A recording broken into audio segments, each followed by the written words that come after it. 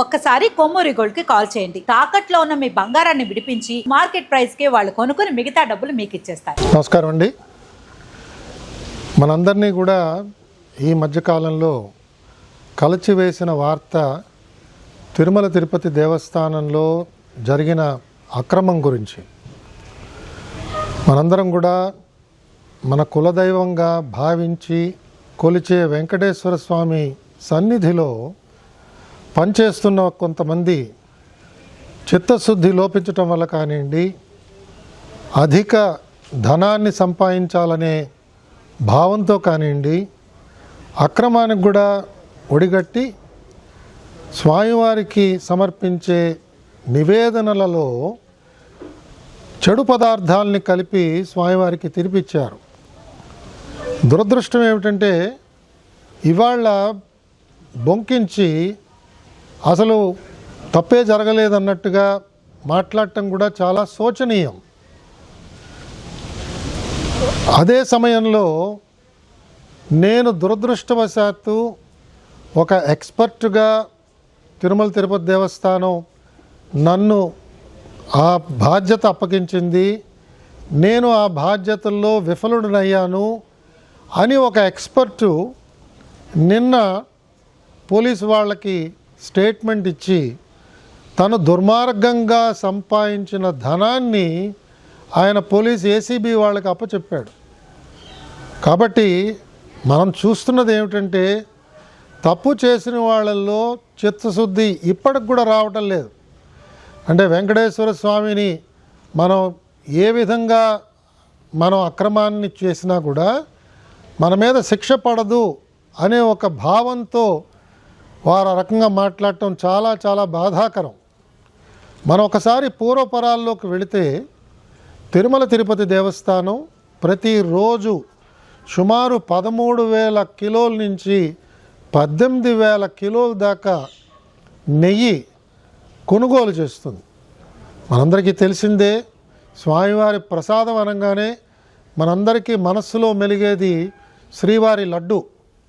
అలాగే మన బంధువులు కానీ మిత్రులు కానీ యాత్ర చేసి వచ్చారు అంటే మనం చాలా చాలా ఆనందంగా ఉత్సాహంగా ఎదురు చూసేది మనకెప్పుడు లడ్డు తీసుకొచ్చిస్తారా అని చూస్తుంటాం. పరీక్షలకు వెళ్ళే విద్యార్థులు, కళ్యాణం చేయించుకునే పెద్దవాళ్ళు, వృద్ధాప్యంలో చేసుకుంటున్న ఉత్సవాల్లో కూడా స్వామివారి యొక్క ప్రసాదాన్ని అపురూపంగా భావించే జాతి మనందరిది కూడా. యావత్ భారతదేశం అంతా కూడా వీళ్ళందరూ ఇవాళ ఉండి వాళ్ళందరూ కూడా భారతదేశంలో ఎక్కడికి వెళ్ళినా కూడా తిరుమల గురించి, కలియుగ ప్రత్యక్ష దైవం గురించి మాట్లాడుతున్నప్పుడు స్వామివారి ప్రసాదం గురించి మాట్లాడతారు. మరి కేవలం లడ్డూ ప్రసాదం ఒకటే కాకుండా స్వామివారి అన్నప్రసాదాల్లో కూడా అదే నెయ్యి వాడతారు.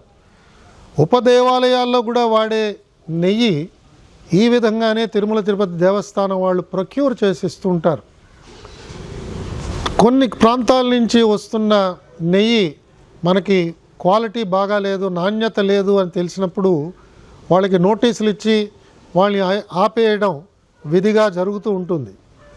తిరుమల తిరుపతి దేవస్థానం ఆధ్వర్యంలో ప్రొక్యూర్మెంట్ కమిటీ వాళ్ళు ఈ ప్రొక్యూర్మెంట్ చేస్తుంటారు. ఆ ఘీ ప్రొక్యూర్మెంట్ చేస్తున్నప్పుడు ఆ ఘీలో నాణ్యత ఎలా ఉన్నది అవన్నీ కూడా వాళ్ళు చాలా జాగ్రత్తగా పరిశీలన చేయవలసిన బాధ్యత వారి మీద ఉన్నది. అంతేకాకుండా తిరుమల తిరుపతి దేవస్థానం వారు కొన్న ఈ ఘీని, నెయ్యిని ఎప్పటికప్పుడు పరీక్ష చేయడానికి వివిధ ప్రాంతాలకు పంపిస్తున్నారు. అలాగా ప్రభుత్వం మారిన తర్వాత, కూటమి ప్రభుత్వం వచ్చిన తర్వాత మనందరికీ కూడా ఒక పెద్ద గంభీరమైన వార్త ముఖ్యమంత్రి గారు ఆవిష్కరించింది ఏమిటంటే తిరుమల తిరుపతి ప్రసాదంలో వాడిన నెయ్యి కలుషితమైనది, ఇందులో జంతు కొవ్వు కూడా కలిసినట్టుగా కనిపిస్తున్నది అని ఆ రోజు సెప్టెంబర్ 2024 నాడు ఆయన సెలవిచ్చారు. మనందరం కూడా చాలా చాలా బాధపడ్డాం. మనలో కొంతమంది దుఃఖించాం. అందరూ చూస్తుండగానే కన్నీళ్లు రాల్చాం. మనం నమ్ముకున్న మన దైవానికి అలాంటి ప్రసాదాన్ని మనం ఇస్తామా? ఎంత తప్పిదం ఇది!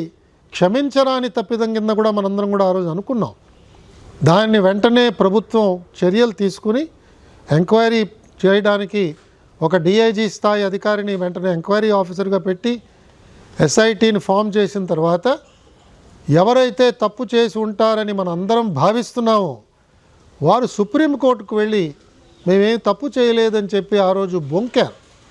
అప్పుడు సుప్రీంకోర్టు ఏర్పాటు చేసిన స్పెషల్ ఇన్వెస్టిగేషన్ టీం ఈ అంశంలోకి వెళ్ళి వారు అనేక మంది ఎక్స్పర్ట్స్ని, రాష్ట్ర ప్రభుత్వ పోలీస్ యంత్రాంగంలో ఉన్న సభ్యులు, సిబిఐలో ఉన్న సభ్యులు అందరినీ కూడా, అలాగే FSSAI అంటే ఆహార నాణ్యతని పరీక్ష చేసే ఒక ఏజెన్సీ, కేంద్ర ప్రభుత్వ స్థాయిలో ఉన్న ఏజెన్సీ ప్రతినిధులు, వీరందరినీ కలిపి SIT ఏర్పాటు చేశారు. కాబట్టి ఇవాళ వారిచ్చిన రిపోర్ట్ని అందరం కూడా జాగ్రత్తగా పరిశీలన చేద్దాం. ఇవాళ ఉన్న ప్రభుత్వం, ఇవాళ బోర్డులో పనిచేస్తున్న చైర్మన్ గారు కానీ, ఎగ్జిక్యూటివ్ ఆఫీసర్ గారు కానీ, గౌరవ ధర్మకర్తల మండలి సభ్యులందరినీ కూడా మనం ఆశించేది, కోరేది, భవిష్యత్తులో ఇలాంటి చర్యలు రాకుండా ఎలాంటి చర్యలు మనం తీసుకోవాలి. ఇలాంటి తప్పిదాలు జరగకూడదు. ఇది తప్పిదమే కాదు, ఇది దుర్మార్గం. ఇది కలుషితమైన ఆలోచనతో పెట్టరేగిపోయిన కొంతమంది మన మనోభావాలని దెబ్బతీసేటట్టుగా వారు ప్రవర్తించారు. దీని ద్వారా కోట్ల రూపాయలు వారు గుల్లకొట్టారు. స్వామివారిది ఒక్క రూపాయి మన జేబులో పడినా కూడా మన చేతుల్లోంచి 10 రూపాయలు వెనక్కి వెళతాయనే ఒక సత్యం త్వరలోనే నిరూపణ అవుతుందని కూడా నాలాంటి వాళ్ళు భావిస్తున్నారు. ఎవరైతే తిరుమల నుంచి ధనాన్ని సేకరించి దుర్మార్గం ద్వారా ఆ ఆదాయాన్ని సంపాదించారో తప్పకుండా ప్రాయశ్చిత్తం వాళ్ళు అనుభవించవలసిందే. ఇప్పటికైనా సమయం మించిపోయింది లేదు. దీన్ని రాజకీయ కోణంలో ఆలోచన చేసి వాదించే కంటే మాకు వెంకటేశ్వర స్వామి మీద నమ్మకం లేదు, మాకు డబ్బు మీద నమ్మకం ఉంది అని వాళ్ళ నమ్మకాలని బయట పెట్టవలసిందిగా నేను అందరి తరఫున నేను వారిని డిమాండ్ చేస్తున్నాను. మీకు వెంకటేశ్వర స్వామి మీద నమ్మకం ఉంటే మౌనం వహించండి. మీరు చేసిన ఈ దుర్మార్గానికి మీరు మీ చింతని ప్రకటించండి, మీ బాధను వ్యక్తపరచండి. ప్రాయశ్చిత్తంగా వెళ్ళి అంగప్రదక్షిణ చేస్తారో, పుష్కరిణిలో మునుగుతారో, లేదా తలనీలాలు అర్పిస్తారో, లేదా వెళ్ళి శిక్ష అనుభవిస్తారో జైల్లో కూర్చుని, అది మీకే వదిలేస్తున్నాం. కానీ ఒక సామాన్య భక్తుడుగా మీరు చేసింది క్షమింపరాని నేరము. మీరు దాన్ని వెనకేసుకొస్తూ ఇవాళ సమాజంలో అలజడి సృష్టించడానికి ప్రయత్నం చేయడం ఏమాత్రం కూడా అది శ్రేయకరమైన పని కాదు. మీ వల్ల మేము ఆశిస్తున్నది కాదు. రాజకీయ పార్టీల వాదనలు ఏ రకంగా ఉన్నా కూడా అది వాదనలతోనే మీరు చేసుకోవాలి. కానీ ప్రజా జీవనానికి అంతరాయం కలిగించడం కానీ, ప్రజా ఆస్తుల్ని తగలబెట్టడం కానీ ఈ విధంగా చేయడం క్షమింపరాని నేరం అవుతుంది. వెంకటేశ్వర స్వామి భక్తులందరినీ కూడా సవినయంగా నేను కోరేది, తప్పకుండా మనం కొంత సమయాన్ని వేచి చూద్దాం. ప్రభుత్వం తీసుకునే అనేక మంచి చర్యల వల్ల తిరుమల తిరుపతి దేవస్థానంలో ఈ తప్పుని ఎవరైతే చేశారో వారందరికీ శిక్ష తప్పకుండా పడుతుంది. ఇప్పటికే ప్రభుత్వం అక్కడ పనిచేస్తున్న కొంతమంది ఉన్నతాధికారులని స్థానచలనం కలిగించింది. మిగతా వారి మీద కూడా చర్యలు తీసుకునే చర్యలు మొదలుపెట్టినట్టుగా నాకు వినిపిస్తున్నది. మనందరం కూడా స్వామివారి భక్తులుగా వినమ్రతతో స్వామివారిని కోరుతూ ఇలాంటి తప్పులు చేసిన వారందరి పక్షాన మనందరం క్షమాపణలు కోరుదాం. ఇలాంటి తప్పు చేసిన వారందరికీ తగిన విధంగా స్వామివారు శిక్ష విధిస్తారని నమ్ముతూ మనందరం కూడా ఎల్లవేళలా నమ్మే వెంకటేశ్వర స్వామిని మరొక్కసారి భక్తిపూర్వకంగా గోవిందా గోవిందా అని స్వామివారిని కొలుస్తూ మనం చేసుకునే మన విధి నిర్వహణలో నిమగ్నం అవుదామని చెప్పి నేను పిలుపునిస్తూ మీ దగ్గర సెలవు తీసుకుంటున్నాను. గోవిందా.